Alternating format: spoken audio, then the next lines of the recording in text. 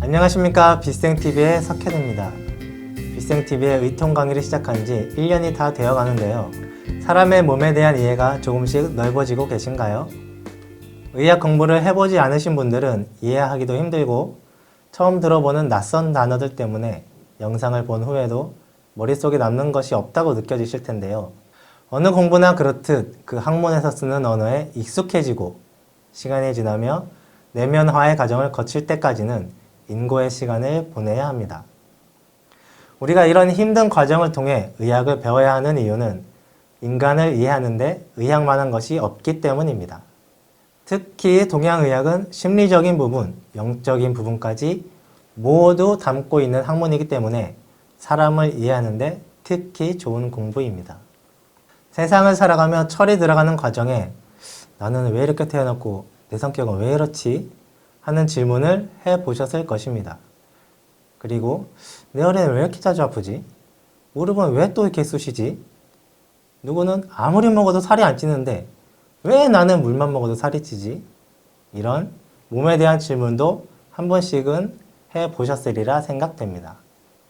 제가 동양의학을 공부하면서 매력을 느꼈던 점이 이 공부를 하면 할수록 나에 대한 이해가 더 깊어지고 넓어지는 것 때문이었는데요. 내 몸에 대한 이해가 깊어질수록 내가 잘 인지할 수 없었던 생각과 감정, 성격 등에 대한 것을 깊이 이해할 수 있었습니다. 그리고 나는 왜 이렇게 태어났고 성격은 왜 이런가? 이런 문제에 대한 답을 찾을 수 있었습니다. 여러분들도 빗생TV의 의통 강의들과 오데카 팀장님의 글들을 통해 문제에 대한 답을 찾는 즐거움을 느껴보셨으면 합니다. 지금 현대에는 과학적인 연구와 실험의 결과로 눈에 보이는 세포, 조직, 기관 등을 통해 인간의 몸을 이해하려는 서양 의학이 있고 보이지 않는 경락을 볼 수 있는 영안을 통해 몸의 기감을 통해 하늘에서 내려준 정보를 통해 인간의 몸을 이해하려는 동양의학이 있습니다. 거기에 더 나아가 하늘과의 소통 속에 보이지 않는 세계에서 보이는 세계로 드러나고 있는 경락과 차크라, 무형의 기계장치 등을 통해 인간을 바라보고 있는 오데카 팀장님의 글들이 있습니다.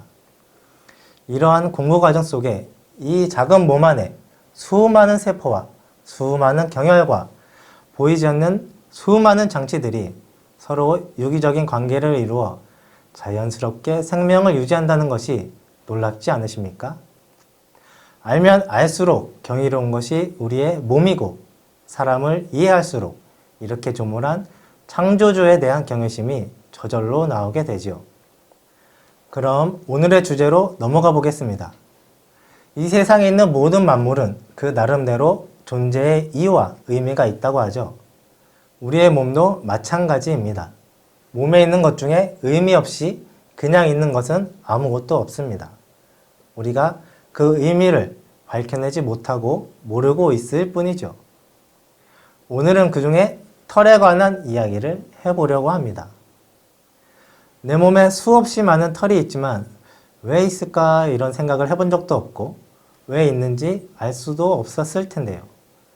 동물들은 체온 유지나 피부를 보호하기 위해 털이 있다고 이야기하지만 옷을 통해 충분히 체온을 유지하고 피부를 보호하고 있는 사람들에게는 왜 털이 있을까요?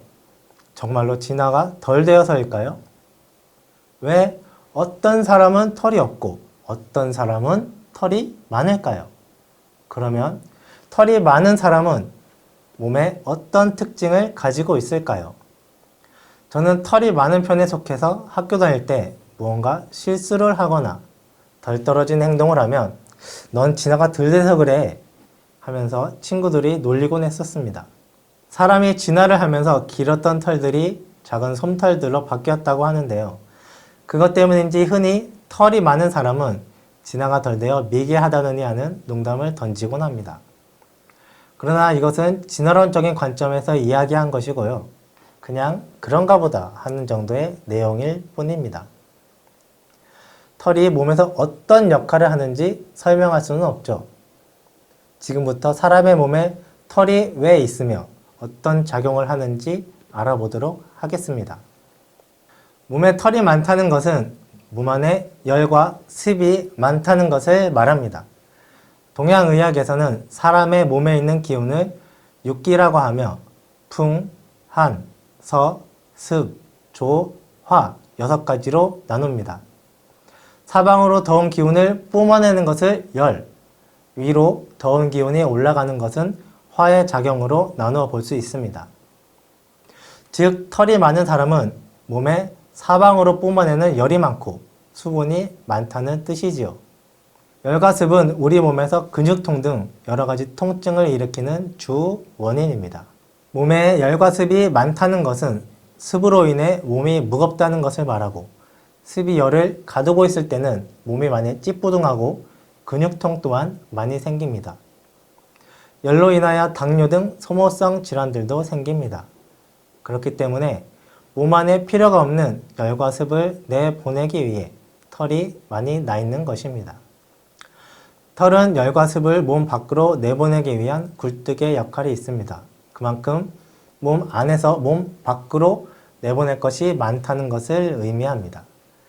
나가는 것이 많기 때문에 몸의 에너지 대사의 효율이 그렇게 높지 않습니다. 열이 많아서 땀이 밖으로 많이 배출되기 때문에 진액의 소모 또한 많습니다. 열린 땀구멍으로 땀과 함께 양기가 배출되어 기가 늘 부족하기 쉽습니다. 몸에 양기가 부족하면 손과 발이 차가워지며 뻣뻣해지고 감각 이상과 저린 증상이 나타나는데 이것을 마목이라고 합니다. 노인분들이 내 손 좀 만져봐. 여기가 내 손 같지 않고 남의 손 같아. 하시는 말을 들어보신 분이 계실지 모르겠는데요.